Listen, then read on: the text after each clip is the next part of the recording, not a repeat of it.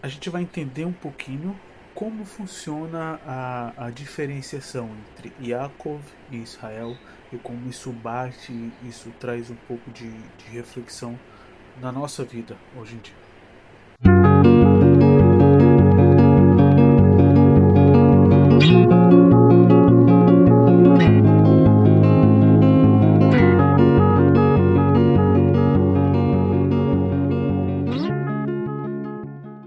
Olá, Shalom, tudo bem? Me chamo Titiaho Yossi Ben Yaakov e a gente vai tratar um pouquinho sobre como essa Parashá, a Parashá Perri, ela vai trabalhar Yaakov e Israel. Como ela trabalha esses dois pontos da mesma pessoa. Porque a gente percebe que por muitas vezes a Torá ela vai chamar Israel de Israel e por outras vezes vai chamar a Israel de Yaakov. E tem uma diferença muito grande, né? Tá, esse vídeo aqui a gente não tem roteiro, não tem nada, é só um pouco de pensamento, porque eu vim lendo hoje as primeiras três parashot para fazer um resumo para se ler a quarta, para manter uma continuidade. E aí, novamente, isso me chamou atenção. Já é uma coisa que me chamou atenção durante muito tempo.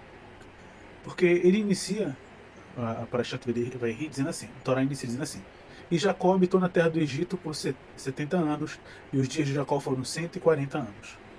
Aí chegaram-se os dias da morte de Israel, e Israel chamou seu filho Yosef. E ele disse: Agora encontrei graça aos meus olhos, peço que ponha tua mão debaixo da minha coxa, me trate com bondade, e não me sepulte no Egito.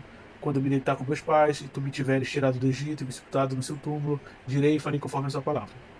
Então a gente vai, e jurou-lhe a Israel, e jurou-lhe, e Israel prostrou-se na cabeceira da mesa. Novamente, ele inicia tratando a pessoa como Yaakov, e depois ele vai tratar a mesma pessoa como Israel.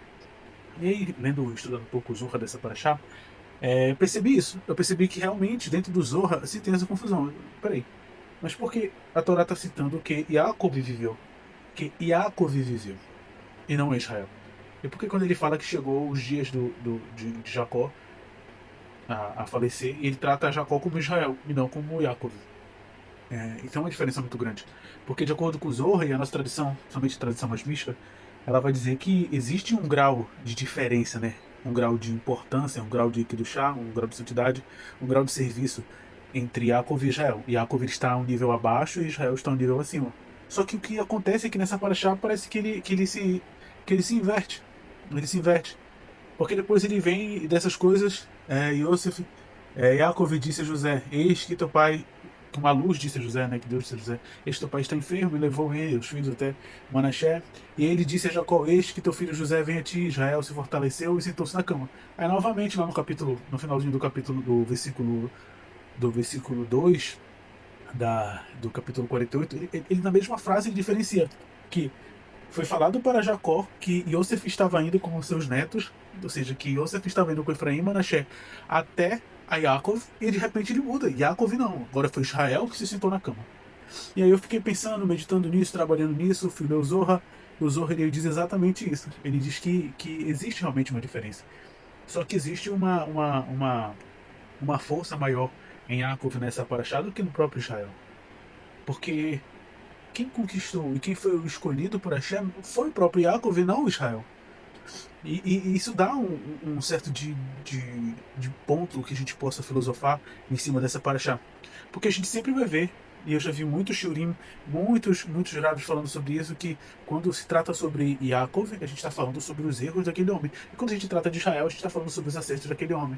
Só que não é bem assim que funciona a coisa, né? A gente percebe que nessa paraxá ela mistura tudo, ela joga tudo para um lado, tudo para o outro, e de repente não sabe realmente o que é e o que não é. E o que dá para se entender é isso.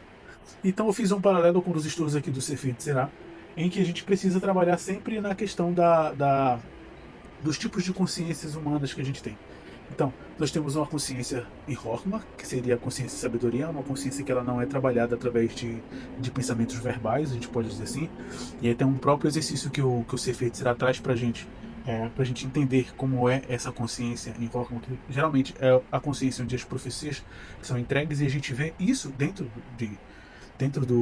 dessa paraxá, porque quando Israel, Yaakov, mas citado como Israel, ele se inclina, ele tem várias revelações, ele tem várias profecias, e é por causa dessas profecias que ele viveu. Então Yaakov viveu por causa dessas profecias, mas essas profecias foram dadas através de Israel, ou seja, através dessa consciência de sabedoria, que é uma consciência que ela é pura, ela não tem nenhum tipo de inclinação, a gente pode dizer assim. Enquanto a Yaakov, eu vejo que ele está mais focado dentro de uma consciência de binar, uma consciência de entendimento, que já é uma consciência que a gente diz que ela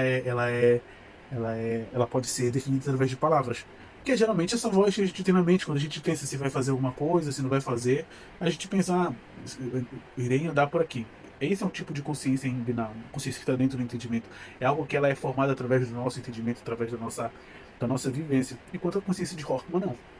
Então é que eu percebo que, da mesma forma como o ser feiticeira diz, para a gente acessar os mistérios mais profundos e mais elevados da criação, a gente precisa sempre trabalhar, em ir e vir nessa consciência, em Rockma Binar, Rockma Binar, Rockma Binar. E ele dá várias formas de trabalhar, de se acessar esse nível de consciência, para que a gente consiga entender, os mistérios das Sefirot, os mistérios da criação, o mistério da criação do mundo. Eu vejo que Yaakov em si, ele trabalhou muito isso nessa paraxá. Porque no momento que ele precisava de forças, ele se agia como Israel e ele ia lá e voltava. É como se ele estivesse oscilando entre um mundo espiritual e um mundo físico, nessa dimensão física e uma dimensão espiritual. Então toda vez que ele acessava Israel, que ele se tornava Israel, ele acessava essa consciência de Rokhma, e assim ele conseguia ir até esse mundo das emanações e ter, ciência de tudo. Porque o Zohar vai dizer, os Midrashim vão dizer que Israel ele teve nesse momento, um vislumbre de tudo, até uma profecia de Mashiach. Então, através desse Ruach HaKodesh, ele teve uma profecia de Mashiach. E ele pretendia revelar isso para seus filhos, da mesma forma como ele teve uma profecia sobre todos os exílios que o nosso povo passou, inclusive esse que nós passamos agora.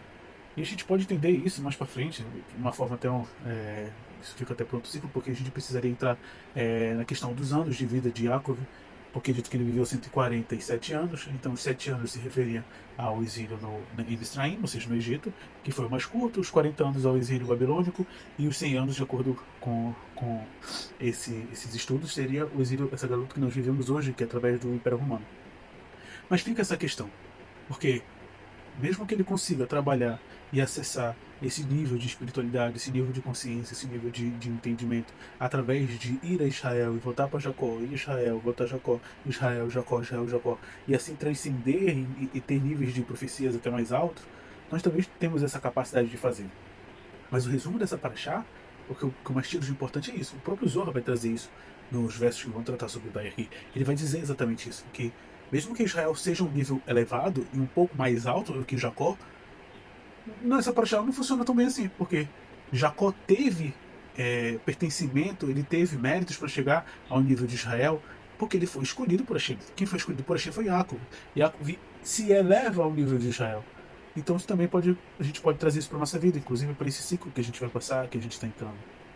Porque a gente não entende, a gente não consegue entender, mas a gente percebe que mesmo que pareça que a gente está num momento difícil, num momento frágil, num momento de dificuldade, e a gente acha que não vai conseguir, que não vai chegar a lugar nenhum, e a gente não consegue entender o porquê que as coisas não avançam, a gente percebe porque talvez a gente não tenha dado o primeiro passo, não tenha feito essa busca por esse anjo, talvez brigado com esse anjo para pertencer e para merecer ter a elevação a qual Jacob conseguiu, acessando o nome de Israel, entendeu? Então, eu acho que é muito importante isso, a gente conseguir trabalhar e entrar esse próximo ciclo solar que o mundo inicia hoje, né? A gente comemora, a continuação de 5.726, enquanto o mundo está procurando entender a continuar, um novo ano de 2026. Mas que a gente consiga se despertar para isso, entender que a gente nos escolheu da forma que nós estávamos, e nós precisamos nos elevar para acessar esses outros níveis de consciência, esses outros níveis de merecimento, de, de profecias, para que a gente consiga também transcender isso e viver da mesma forma como Yaakov viveu. Porque Yaakov vai rir, Yaakov e viveu. E viveu Yaakov, entendeu? Israel ele está ali para transcender a ideia da profecia, para transcender a ideia da figura que Yaakov se tornou, a sombra do que Yaakov se tornou. E aí a gente poderia entrar em outras coisas aqui, mas o vídeo vai ficar muito longo, então uma ótima virada deste ciclo solar para vocês, este ciclo que o mundo comemora, que vocês tenham em 2026 muito próspero, que Hashem ele venha cumprir todos os milagres que vocês pediram em Zot Hanukkah, e que Hashem ele venha fazer tudo conforme a sua vontade, que nós não venhamos nos perder, e que Hashem não permita que nós venhamos nos desviar por muito tempo, que se cairmos um pouquinho para a direita, que logo retornemos, se cairmos um pouquinho para a esquerda, que logo retornemos, porque tenho certeza que coisas boas há de vir para nossas vidas. Amém? Shalom, shalom. Tchau, tchau.